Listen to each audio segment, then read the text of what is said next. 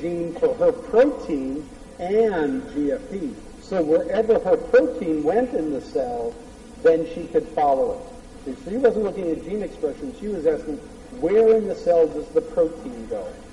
And this was a wonderful new addition because it opened up a lot of new experiments that she did. So she claims, I have never paid up on this requirement. I believe I have, but we're still debating that, and it's been 16 years now. In any case, let me tell you why GFP is such an exciting molecule as a marker.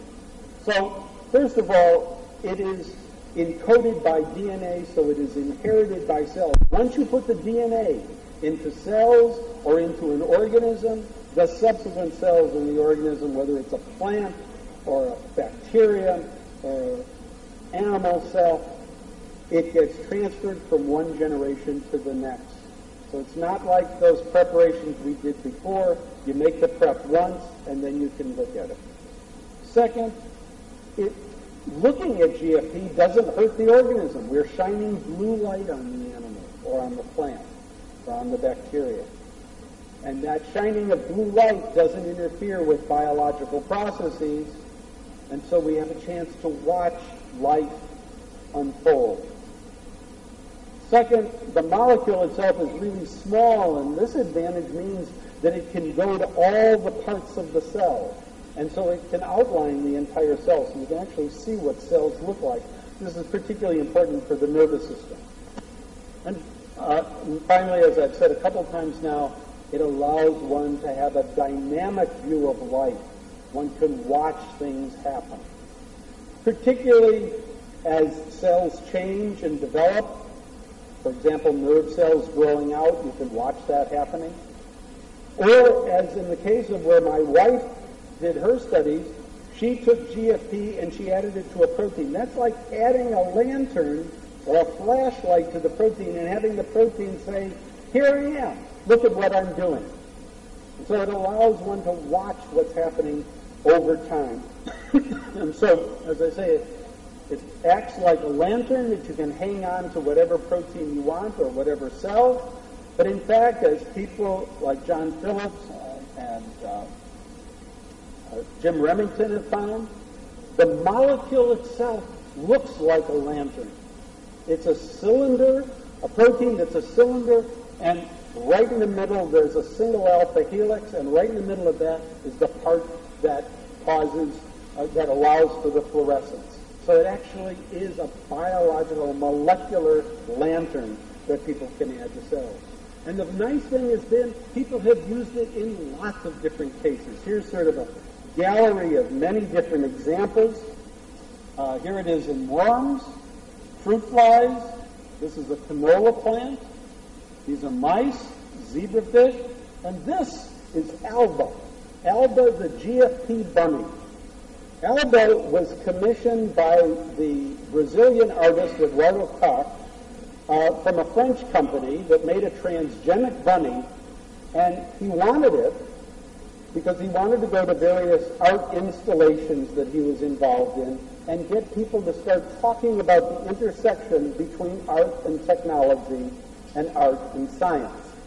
Alba was a family pet for many years, and loved. Alba is no more. I have heard a rumor, but I don't know if it's true, that he now has a GFP puppy, but I can't really confirm that. As you can see on the right-hand side of these slides, these are various cells that have taken up GFP. And if you look at the bottom here on the right, you see a Purkinje cell from the cerebellum in the brain, and GFP has gone everywhere in the cell, so you see all the fine branching of this cell.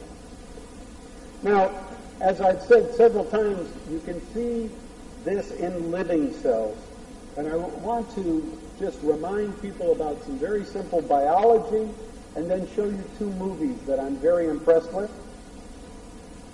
I had nothing to do with making the movies. That's why I'm probably particularly impressed.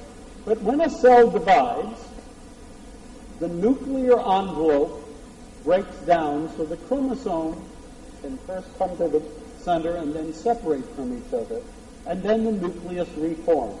So in every cell cycle, the cell division first starts with the nuclear envelopes breaking down, and then they reform after the division has taken place. Now, during the division, those chromosomes have to move apart from one another, and they do that on what's called the mitotic spindle. Now, the mitotic spindle is primarily made up of microtubules. Now, in the movies I'm going to show you, two different GFP fusion proteins were made. In the first movie, it's to one of the microtubule proteins. So whenever the spindle is made, you'll see GFP will outline the spindle during cell division.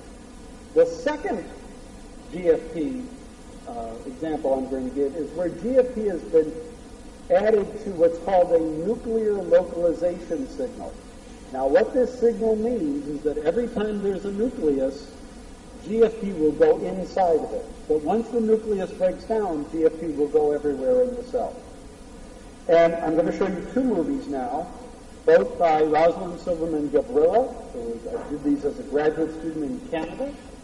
And the first one on the left here is, and both of these are of the fruit fly embryo. And in the fruit fly embryo, there are only nuclei, there are no cell boundaries. So we're going to see a bunch of nuclear divisions very much speeded up in time lapse. And you'll see something about what GFP allows you to look at when we look at these. Let's start this. Okay.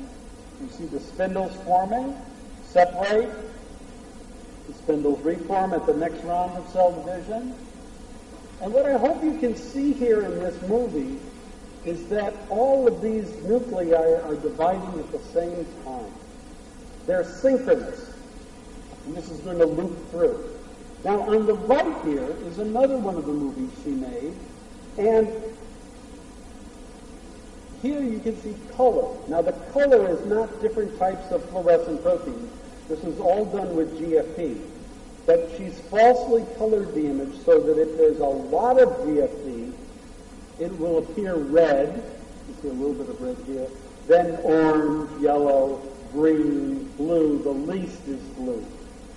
And then black for actually nothing. So here you can see just a little bit of GFP here, where there's obviously much more GFP in these cells. So the color implies the amount of material. So let me start this movie. Now GFP is everywhere in the cell. Now the nuclei are going to form. And as those nuclei form, the GFP, nuclear localization complex, goes into the nuclei. The nuclei then fall apart as they're going to divide. GFP is everywhere in the embryo, and then it reforms again. Now, in distinction to what is shown over on the left, the example on the right is not synchronous. It's going as a wave across here. So there's something different going on. And you can't really see this unless you are looking at living tissue and living organisms. Now, in my lab, we've used GFP in a lot of different ways. We've used it, as shown here, to look at where genes are expressed. This is a gene only expressed in those 6 touch-sensing cells. It's now known to be an important protein that is needed for the acetylation of microtubules, but it's only in these cells. We've also made protein fusions to look where the protein goes, and here's an example of a protein that's positioned in a dot-like pattern. But once you've labeled the cells, once you can see what's happening, you can then start asking many more questions. Among these questions, we'd ask, what happens? Can we find mutants that have defective development? And here's an example of a cell that instead of having, well, actually, here's a better example, having a single process. This is actually 2 cells, each with one process. This is one cell with one process here and another process here, and in fact it splits again here. So this is a cell, a nerve cell, that is growing inappropriately. And we've now found the mutant. is defective in this growth. So we can start asking about that. We've also asked about, we've looked for and found mutants that have the wrong number of cells, or the cells in the wrong position. And all of these allow us to investigate the development of the animal.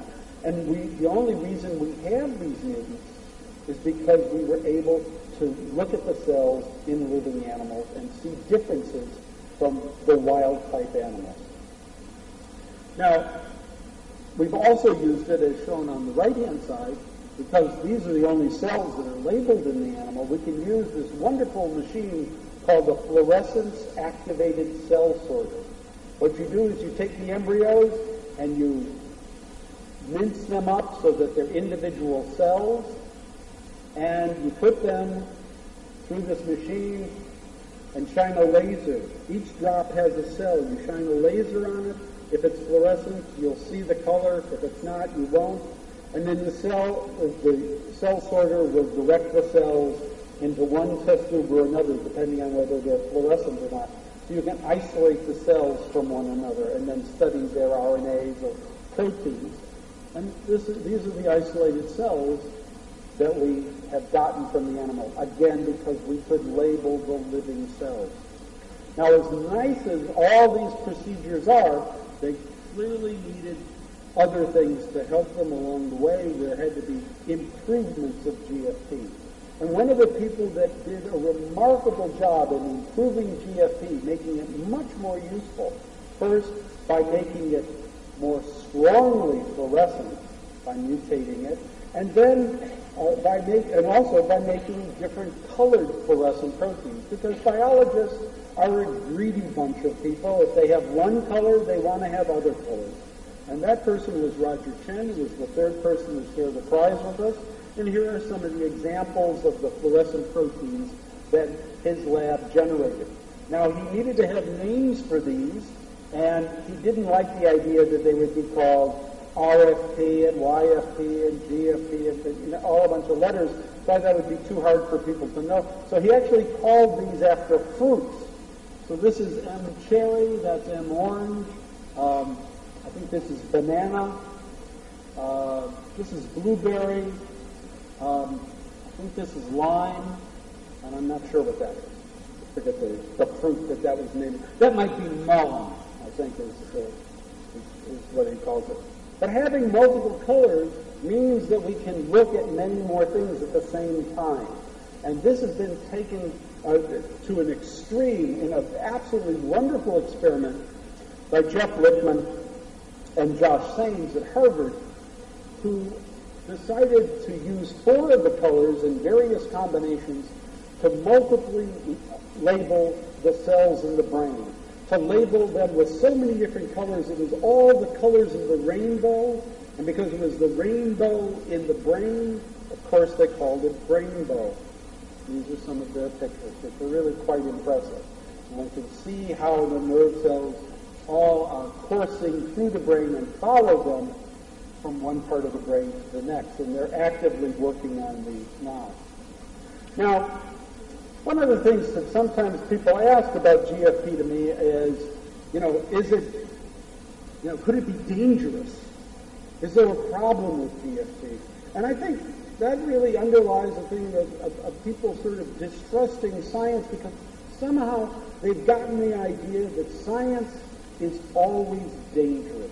I mean, that makes for more exciting science fiction stories and movies. But in reality, what we do with our science depends on our point of view and what we want to do. So I want to give one example of where GFP has been used in a rather remarkable way. Now, this hasn't completely been worked out, but it's the start, and what I like about it is the